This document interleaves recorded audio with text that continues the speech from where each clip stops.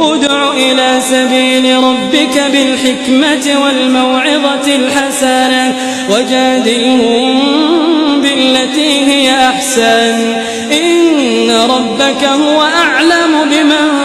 ضل عن سبيله وهو أعلم بالمهتدين وإن عاقبتم فعاقبوا بمثل ما عوقبتم به ولئن صبرتم لهو خير للصابرين واصبر وما صبرك إلا بالله ولا تحزن عليهم ولا تك في ضيق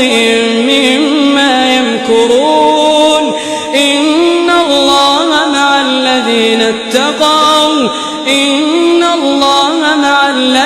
اتقوا والذين